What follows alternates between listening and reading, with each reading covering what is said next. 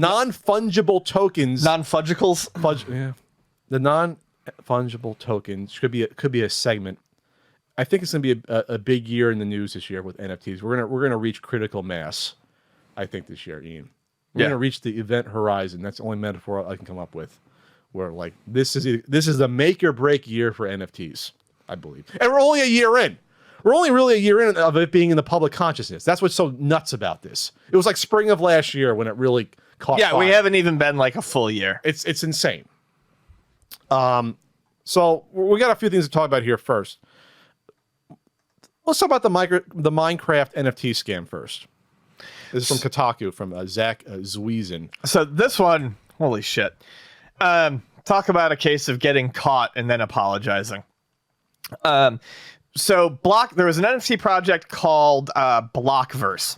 And basically, its big thing with NFTs was that you'd buy an NFT and you would use that NFT to access a standalone Minecraft server. Now, keep in mind that this is a Minecraft associated NFT project, but it's not associated with the actual Minecraft. It's just it's just, we'll get into that because obviously some people probably were tricked into thinking that it was actually like Microsoft's Minecraft when it's not. Yeah, So unofficial project.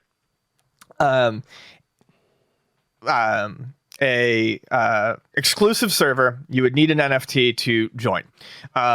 People have been selling access to exclusive servers for Minecraft forever. There is absolutely nothing that the NFT does here to improve how that change works, that process, or change that it's process. An artificial step in between. It's just an artificial step in the blockchain. Right. It's an artificial step to try to hose people of money.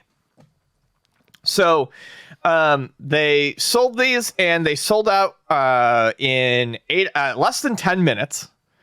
They sold out in less than 10 minutes. They sold 10,000 NFTs, and they made an estimated $1.2 million. And these are little Minecraft characters with the backgrounds. Procedurally generated, obviously. Yeah, they're procedurally generated Minecraft characters, and my guess is that would be who you played as in the game. Maybe, or maybe not. Some of these have no associations with these projects, but maybe. No, I mean, like, you could probably that was probably their whole point. That's the avatar. Yeah, you get your NFT. That's your avatar. You can use it in this exclusive server. Okay. A few days later, the creators behind the project deleted the website, the game server, and the official Discord. Also known now, this is actually a term, a rug pull in the NFT. There's so many scams in NFTs, is that there's actually a term, like a cute term called the rug pull, when you get fucked over, bought an NFT or in a project, and it turns out that, they just stole your money. Right. So pulled the rug out from under you. You tripped up. That's what. So they took all the money and ran after a few days. Then after a bunch of people flipped out, after a few days of that, they used the information that they had available to them, including a wallet address on Coinbase, and used it to track down the devs, and finally wrung a statement out of the devs. And they said, basically, well, everyone got real angry at us because these NFTs costed more than they expected to. I guess the gas fees were really high on them. What the NFT minting site charges basically to make the NFT. This is called Blockverse, by the way. Yeah, Blockverse. I mentioned that. Okay. And so they talk about how they just people were being mean to them essentially, so they took everything and ran. But they always had the intention to open it back up. They always had the intention to open it back up. And they were like, hey, we feel that we owe everyone an apology and more importantly, an explanation. Blockverse was supposed to be a great project, as before our launch, we invested an enormous amount of time and resources working on it. Everything was fully legitimate. Our contract was verified, the game infrastructure was fully set up, and our launch went well, albeit with some small bumps along the road. After the launch, we went straight to work continuing development on Phase 2, a future expansion of Blockverse.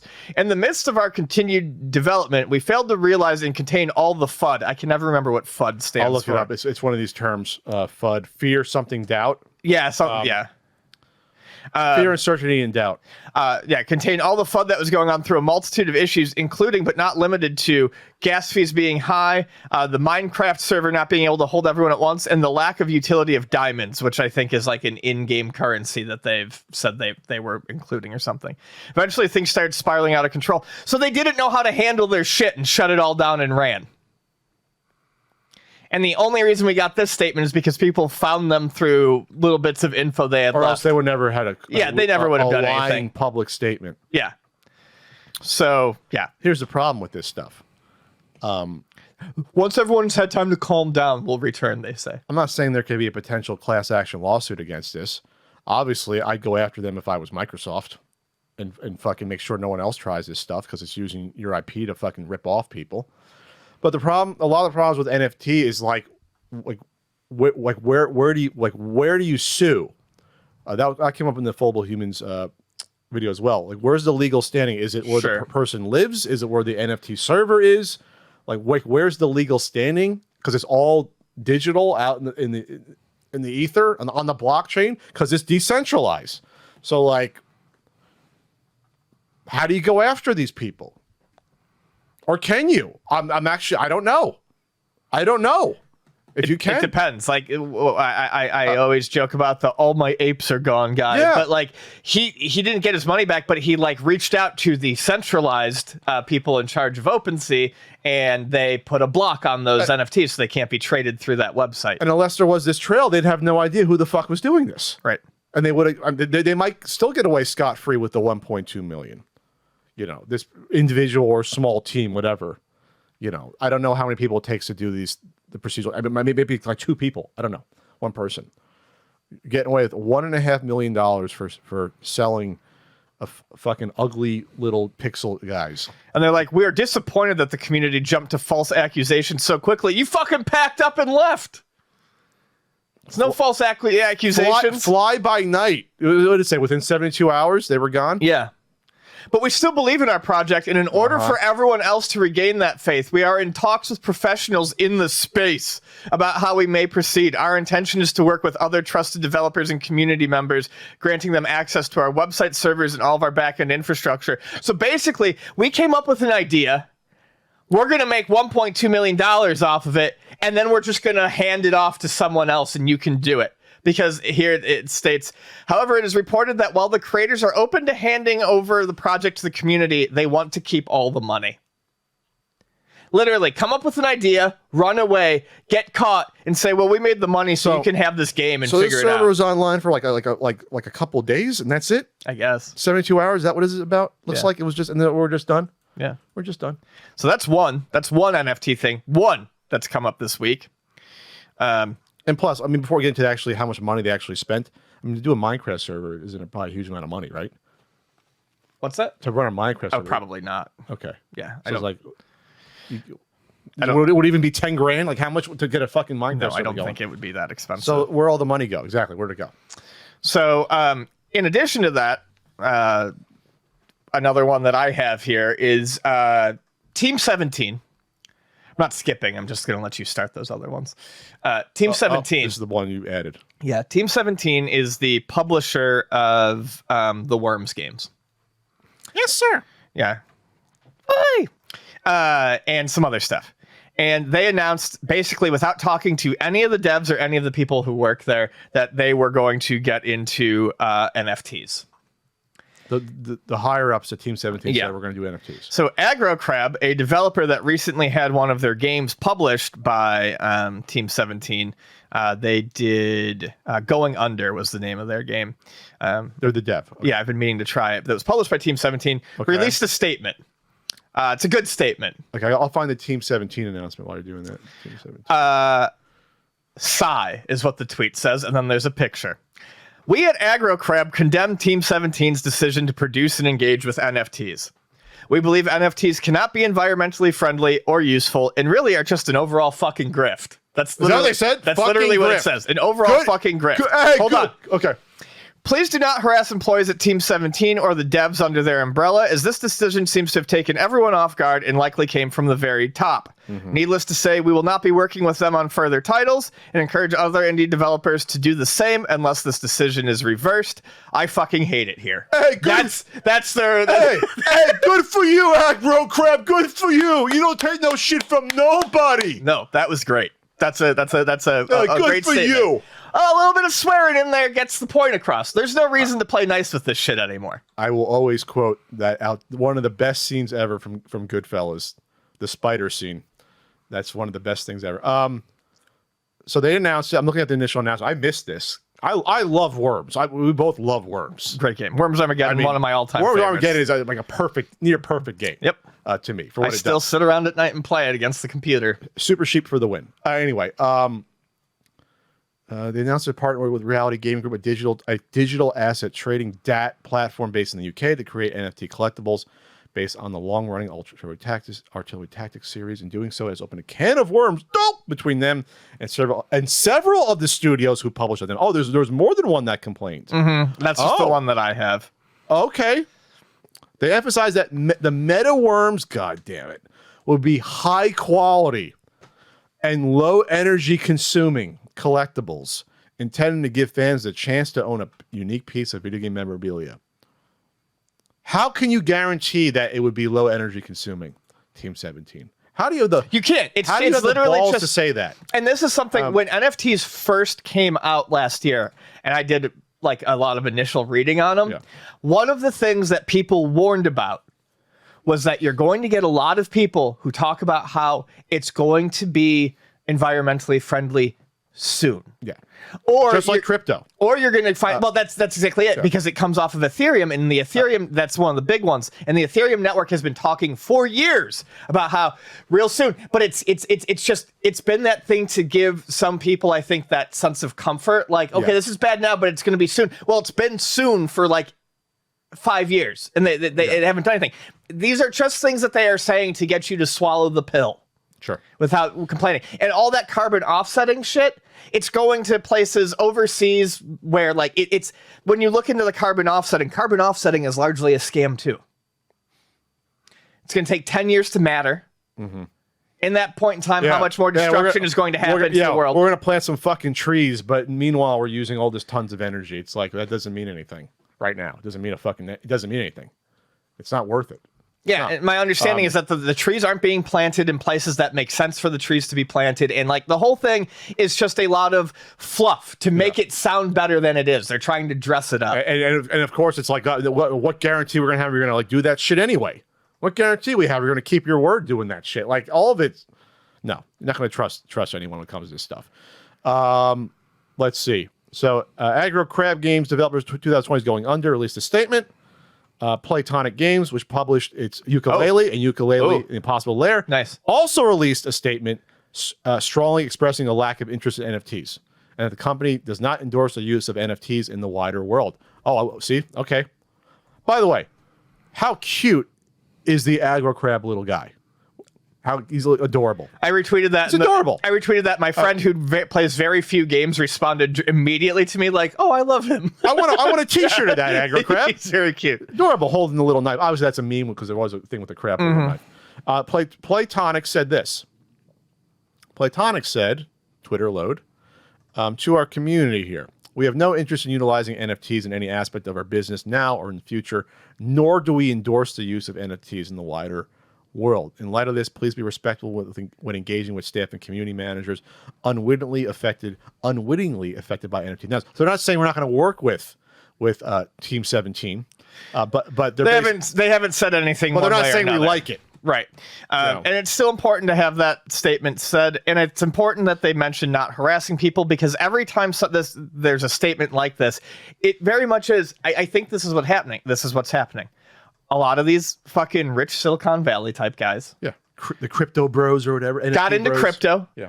They're all sitting on various piles of these coins. The 5%ers. They're sitting on various piles of these coins, and they're looking at how can we make money off of this. And the current answer is NFT. So you probably have the people who are sitting at the top of, all of these companies not talking to anyone because it doesn't concern them. They're like, well, I've got this, so I'm going to do it. And they make it a company-wide decision, and it fucks everyone else. And then people have to scramble to say, I don't like this. You're going to see that a lot this year. We're 4 weeks into the year, and you're seeing this already. Yep. And there's more, Ian. There's more. But wait, there's more. That's coming out soon too. The Scream's finally coming out. It already did. Oh, it did? Yeah. I think it was delayed. Was it good? I don't know if I haven't seen it yet. I like the first Scream. I like the first one. I haven't seen the new one.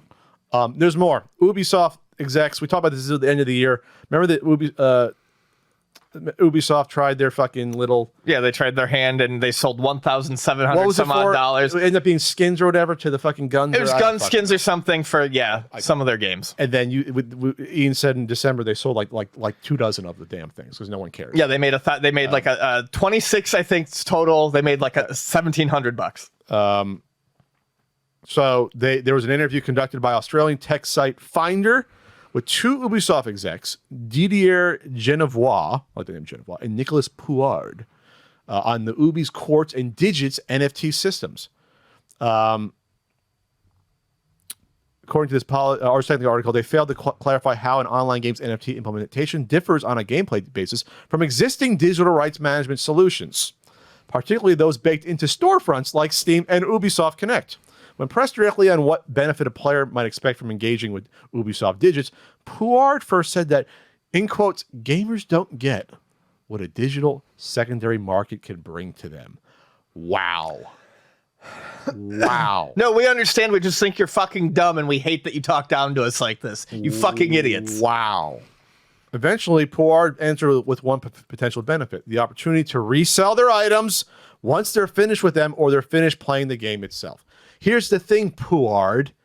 Once people are finished with the game, the ecosystem doesn't exist anymore. The market is gone. Yeah. So it's the same thing with any NFT. You don't. What's the quote I saw? You never want to be the last person who owns the NFT. Right.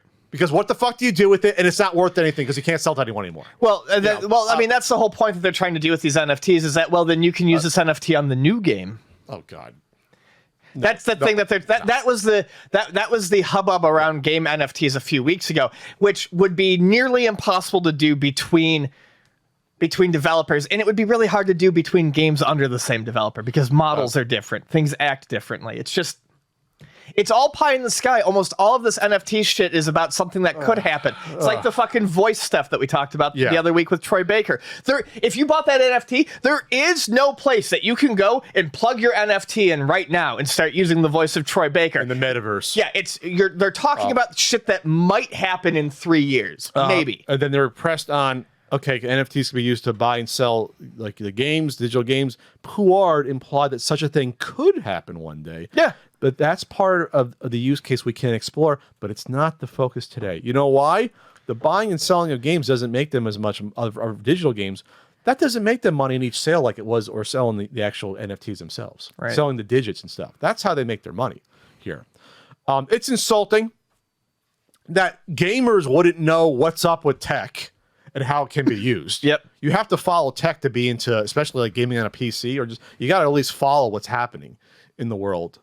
Pouard also indicated that the greater goal of NFT sales is connecting them to other marketplaces. He responded to a query about whether play-to-earn schemes could appear in Ubisoft games with NFT acquisitions as an endpoint by saying adding a real-world value reward might be the next addition on top of all the value a game already offers.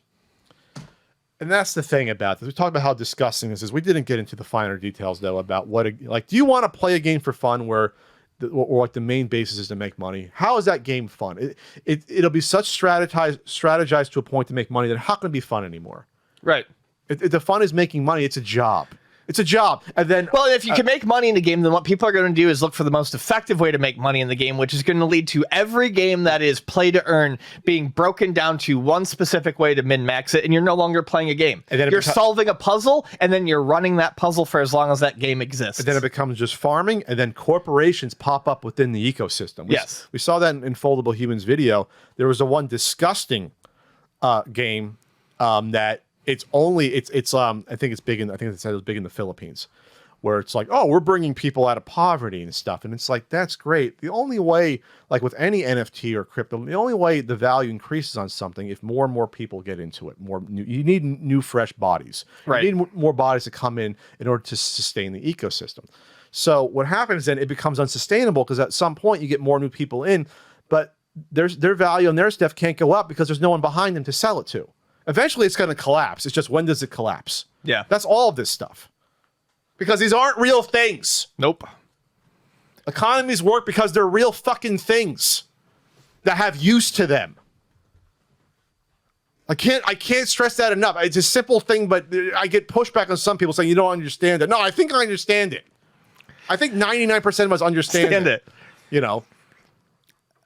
Yeah, it's crazy to see this level of pushback and have people be like, well, they're just not doing their research. No, I think at this point people have done their research. They know exactly what's going on. That's the one tweet in Phobal Humans video. They called out someone directly. They acted like a fucking, they said like a pit boss, saying like, people grinding like for only this amount won't be tolerated anymore, like on their team or whatever. You're basically the boss of these other players to make sure they grind and do enough to earn fucking their bits and whatever. It's not a game. It's just a job. It's a job at that point with the boss in some cases. That sounds really relaxing. That's how I want to spend my time playing a game. You know, if I want to play a game, Ian, I don't know, just a random game. I don't know, Danny Sullivan's Indie Heat. I want to sit down, have an enjoyable experience. Then when you turn it off, that's it. Done. Out of sight, out of mind.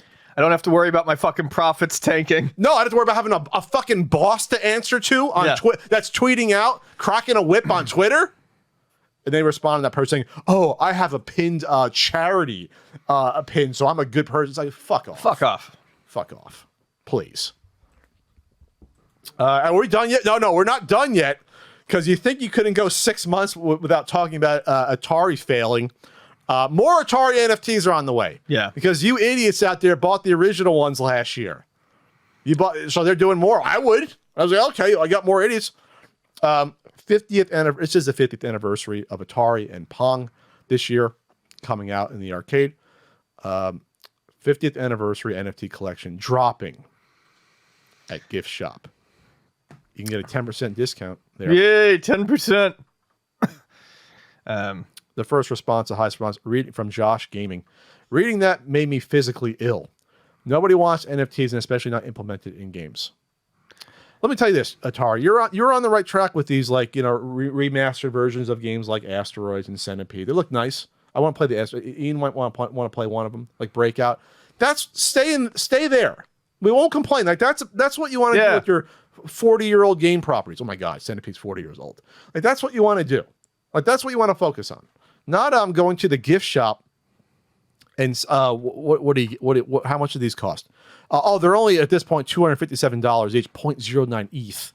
Ethereum. $257, and then this is like a blind box. It's a blind box. It's literally a gift unwrapping. Yep. And there's fucking oh my God. So this is combining loot crate stuff and NFTs. It's the best of both worlds, Ian. Yeah. There's a rarity table for like what's your odds of getting a common, a rare, or an epic. Great. Fantastic, Ian. Here's how it works according to Atari. Step one, buy a GFT, a gift, with either a credit card or a crypto. Step two, you can gift a gift. Or three, you unwrap your gift. There's this roadmap graphic, which I guess where does it end up in profit? That's basically what happens. You know, level 3, let the games begin. Here you go. This is what you get. GFT holders get. Will be eligible to compete in game competitions, leaderboards, and top scorers will gain access to special rewards. So again, it's all stuff that you don't need an NFT for. But that's not why people are buying this. We know that. No. We know that. It's an attempt to make money. They want to get the epic one or the rare one so they can sell it. Yep. No one's going to go, oh my God, Ian, I got the rare one. And then that's all they want to do is have it on their hard drive. No. And just no, that's not. It immediately turns into something they can try to flip for profit. Yes. So Atari had to get Atari. You're doing so well. You're doing better, at least. Not so well. They're doing better. Just licensing your properties for a remix. All right. I feel we're going to have this happen more and more this year. And I think I will be. I don't care if no one wants to hear about it. I think it's my duty to fucking slam this each time. Mm-hmm. This stuff is not fun. It's not good. There's no long-term benefit. There's no short-term benefit, except for greedy individuals who want to just implement the greater fool theory constantly to people behind them. Is that good? That's it.